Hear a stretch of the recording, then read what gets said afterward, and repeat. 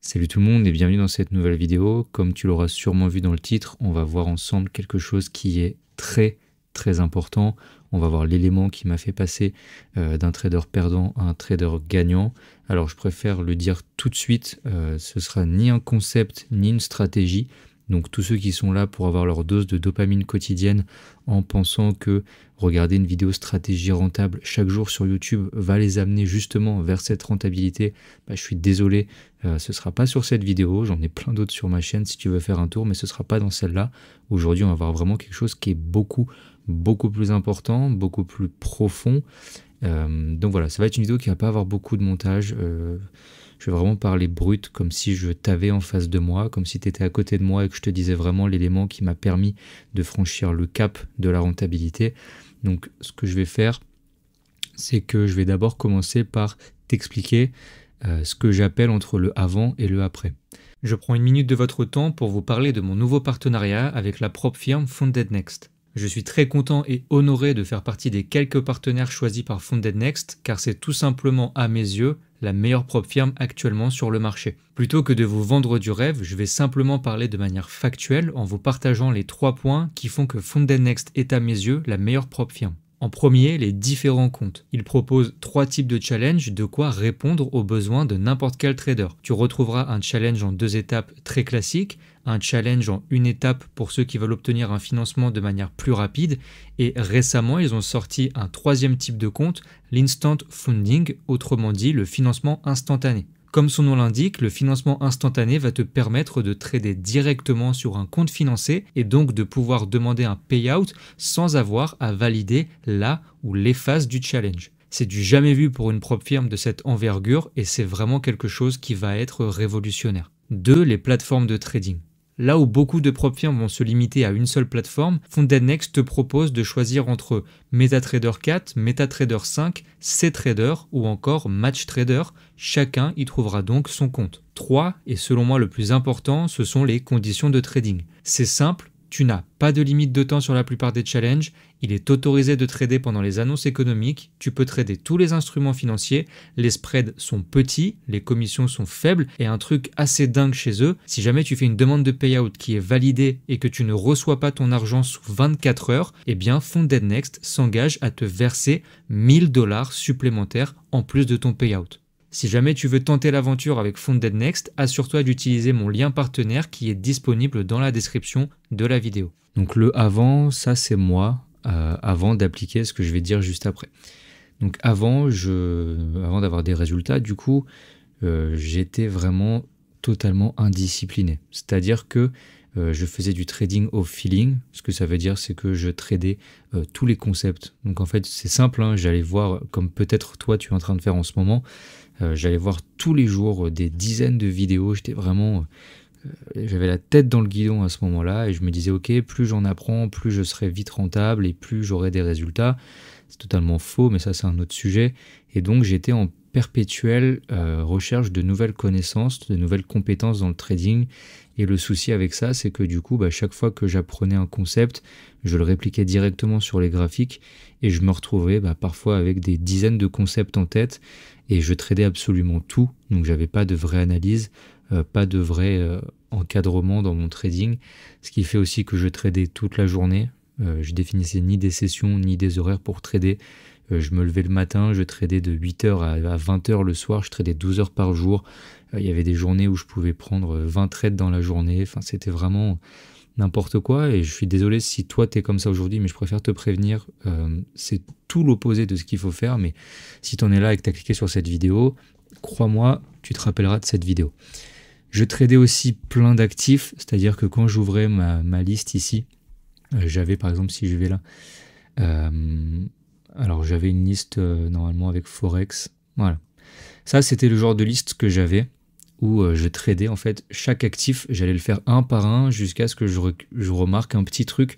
C'était vraiment idiot, mais parfois c'était un prix qui est dans un order block, un prix qui est dans une zone d'OTE qui est en train de réagir, un prix qui a un FVG. Enfin, il y avait qui a pris une liquidité. Enfin, en fait, ça rejoint ce que je disais.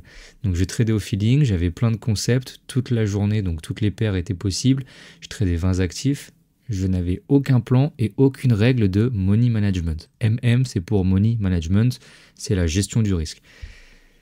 Si aujourd'hui, sur ces 6 points, il y en a au moins un que tu as encore dans ton trading, bah, je suis désolé, mais en tout cas, moi, je ne l'ai jamais vu de mes propres yeux, mais tu ne pourras pas être rentable. Tu ne peux pas trader au feeling, tu ne peux pas trader avec plein de concepts, tu ne peux pas trader toute la journée, tu ne peux pas trader 20 actifs différents, tu ne peux pas trader sans avoir de plan et tu ne peux pas trader sans avoir de règles de money management établies à l'avance. Okay, je vais peut-être m'attirer certains regards noirs, certaines critiques, je les accepte sans problème parce que je sais ce que c'est. J'ai formé plus de 200 à 300 élèves sur les 2 dernières années. Donc il y a des schémas qui se répètent et ceux qui n'étaient pas rentables et qui le deviennent en fait avaient un de ces 6 points. Et donc maintenant on va voir vraiment l'élément qui vous intéresse. Si vous êtes resté jusque là, j'espère, parce qu'encore une fois, il n'y a pas la dose de dopamine avec des graphiques et des analyses partout, des backtests, des stratégies, etc. Donc ce qui m'a fait vraiment passer de ce type de trader vraiment pas du tout rentable, ou alors rentable une semaine pour tout reperdre en 2 jours, c'est simplement avoir mis en place un plan de trading. Je suis désolé si tu es déçu, si tu t'attendais à un truc hyper miracle, en mode en fait je trade que de 8h05 à 8h15, c'est le golden hour. Non, désolé, ça aussi c'est du bullshit, ça n'existe pas.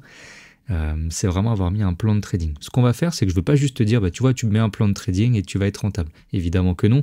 Mais ce que je vais faire, c'est que je vais te donner les pistes d'inspiration que j'ai eues à l'époque, donc il y a 3 ans et demi, c'était début 2022, qui m'ont vraiment fait évoluer énormément dans mon trading. Donc c'est-à-dire que c'est bien de mettre en place un plan de trading, mais en fait, comment je le mets en place? Parce que ça veut tout et rien dire, un plan de trading. On va voir les 3 paliers d'un bon plan de trading. Donc tu les as sous les yeux, hein. C'est en premier le concept et la stratégie, en deuxième les sessions et les horaires, et en troisième le risk management. Donc le premier palier est évidemment le plus important puisque c'est vraiment lui qui va poser toute la fondation de ton plan de trading. Ça va être les concepts que tu vas utiliser et de ces concepts en déduire la stratégie. Si j'ai 2-3 mots à dire là-dessus, la première chose et la plus importante, c'est vraiment pas parce que tu vas mettre plein de concepts que tu vas être rentable.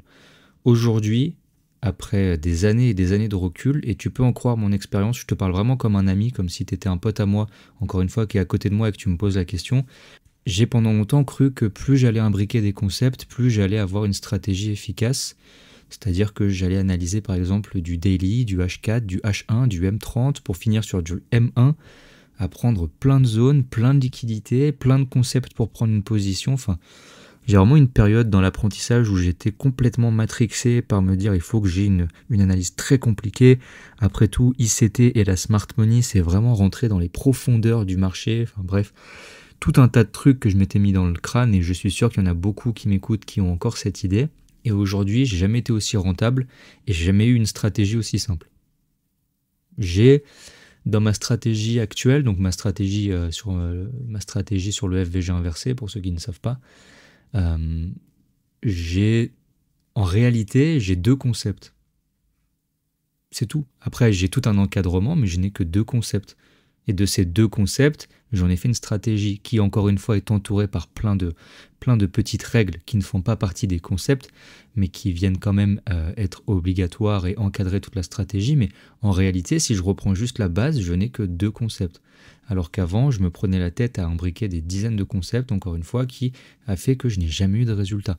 Donc si j'ai un seul conseil à te donner, c'est que vraiment, tu peux être rentable et avoir des vrais résultats avec 2 ou 3 concepts dans une stratégie. Peut-être même un seul concept. Si tu l'as bien utilisé et bien encadré, je pense que c'est possible. Pour ceux qui me connaissent pas, j'ai fait plein de vidéos stratégie, notamment sur des trucs très simples à base d'OPR. L'OPR, c'est un seul concept. Okay, OPR breakout, donc cassure de l'OPR, en vrai ça repose sur un seul concept et tu vois bien si tu as vu les vidéos et que tu as testé un peu que tu as des résultats et je les ai prouvés les résultats. C'est pas le sujet de cette vidéo, mais tu as bien vu qu'un truc si simple te permet déjà d'avoir des résultats.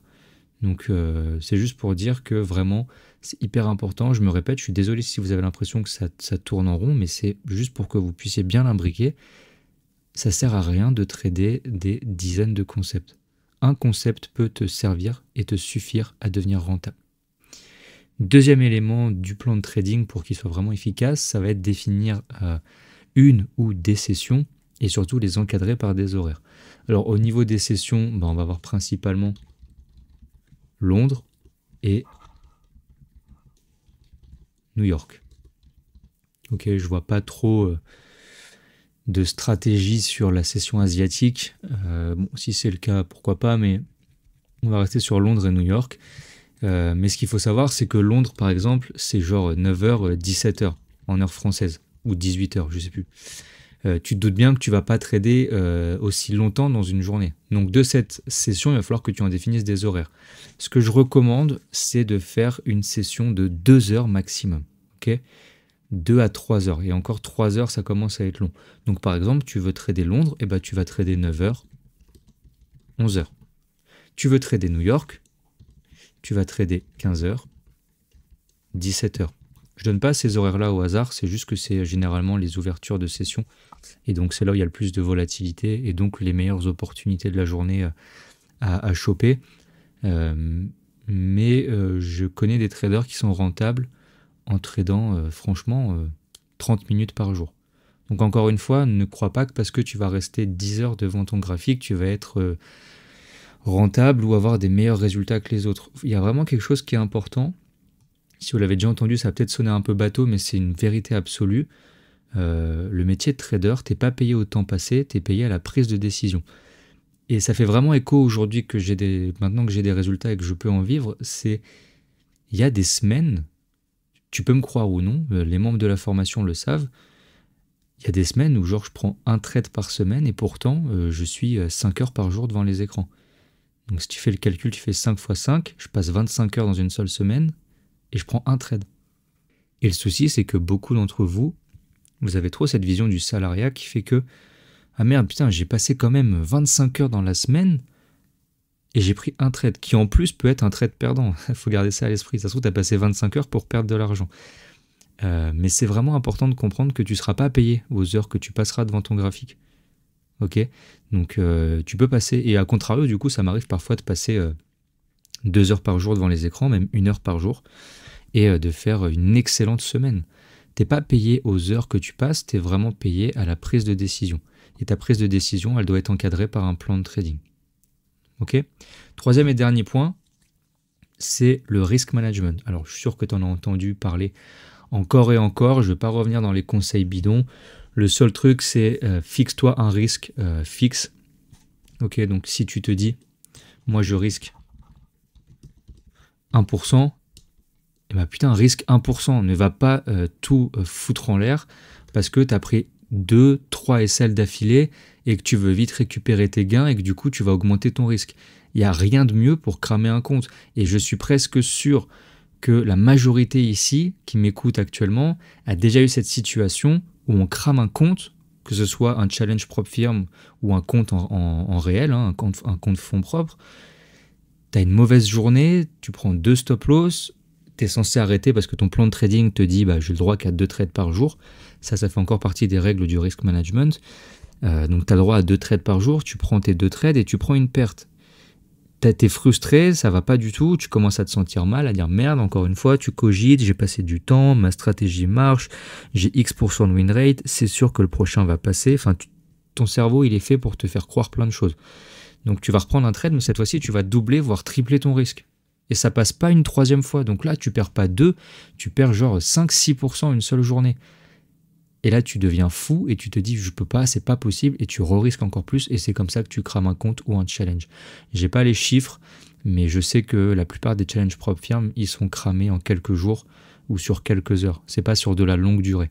Tu crames pas un challenge propre firme parce que tu as pris malheureusement sur 2 mois une série de pertes qui malheureusement peut arriver à tout le monde. Non, la plupart des challenges propre firme, ils sont cramés parce que tu as pété un câble au niveau de ton risque, tu as pris 2 ou 3 pertes, ça t'a gavé, et du coup tu as augmenté ton risque pour essayer de récupérer rapidement, tu as repris un stop et tu as perdu le compte.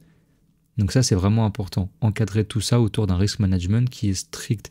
Si tu n'es pas capable de supporter la pression de prendre plusieurs stop loss, réduis ton risque. Soit pas 1%, passe à 0,5%.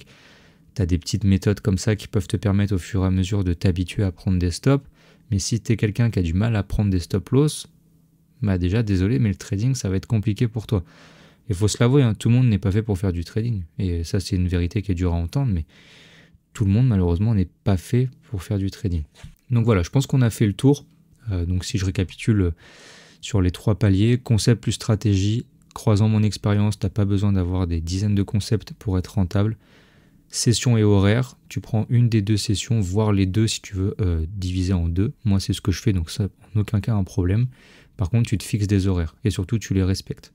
Et 3e et dernier palier, le risk management, on vient d'en parler. Tu te fixes un risque, tu te fixes un nombre de trades maximal par jour. Ça marche aussi pour les TP, d'ailleurs, je fais une petite aparté parce que j'en vois beaucoup qui se disent je prends 2 stop loss max par jour, mais ils mettent pas de limite pour les TP. Sauf qu'en fait, combien de fois ça t'est déjà arrivé de faire un TP, tu prends 2-3%, tu continues à trader et tu perds tes gains. Est-ce qu'il y a plus frustrant que ce genre de situation? Non. Et c'est dans ces moments-là justement où tu pètes un câble et tu remets encore plus de risques sur la table et tu continues de perdre et tu crames le compte. Tu as des gains que tu as clôturés, donc tu as vraiment t'as agi en réflexion, en réfléchissant, tu as respecté ton plan, tu fais des gains. Est-ce que ça vaut le coup d'aller risquer encore dans un autre setup? Bon, si ton plan te dit oui, ok, moi dans la plupart des cas, pour moi, c'est 1 TP par jour et 2 SL max par jour. Voilà, c'est mon avis personnel. J'espère que cette vidéo vous aura plu. Encore une fois, je sais que c'est pas une vidéo qui est, on n'est pas dans la dopamine pure et dure que vous recherchez pour la plupart sur YouTube, avec stratégie rentable, je fais 20% en 2 jours, ou ce genre de choses. Mais si tu es resté jusqu'à la fin de la vidéo, c'est sans prétention et de manière sincère que je te félicite, parce que tu fais mieux, en tout cas de manière plus intelligente, que les autres, ton apprentissage dans le trading, parce que 90% des gens n'auront même pas cliqué sur cette vidéo. Sur ces 10% restants, il y en a la moitié qui seront partis en cours parce qu'ils auront vu que c'est ni un concept ni une stratégie. Donc si tu as fini la vidéo, que tu as pris des notes et que tu vas te dire ok, il a peut-être raison, je sens que je traite trop au feeling, que j'ai pas d'horaire, j'ai pas de stratégie fixe, j'ai pas de session, j'ai pas de risk management, je me reconnais dans ce qu'il dit et finalement c'est sûrement parce que tu n'as pas encore de plan de trading bien établi. Donc tu te poses, tu prends une bonne demi-heure, 1 heure, et t'écris tout ce que tu trades aujourd'hui et tu essaies de caser ça dans ces 3 paliers. Tu les notes, tu les imprimes ou tu te les mets sur ton TradingView, j'en sais rien. Et tu les respectes chaque jour et tu verras comment ton trading va drastiquement changer. En tout cas, merci à tous d'avoir été présents jusque-là sur cette vidéo. Si vous avez des questions, n'hésitez pas à me les poser dans les commentaires, notamment sur votre plan de trading. Si vous avez des doutes, moi je serai là pour y répondre de manière 100% honnête. Je ne vais pas faire dans la gentillesse ou dans la finesse. Je vais juste vraiment te dire ce que j'en pense. Et si c'est de la merde, je te dirai que c'est de la merde. On est là pour s'entraider, on est là pour apprendre, pour évoluer tous ensemble. Donc n'hésite pas à me mettre ce que toi tu as comme plan de trading. Est-ce qu'il y a un élément sur lequel tu as une question? Et même si tu n'es pas d'accord avec moi, n'hésite pas à me le dire, je suis ouvert au débat. Chaque personne est différente, chaque chemin dans le trading est différent, donc peut-être que toi, tu as toujours été rentable sans aucun plan de trading, ça m'étonnerait un peu, mais je suis ouvert au débat. Donc voilà, prenez soin de vous et à la prochaine. Ciao.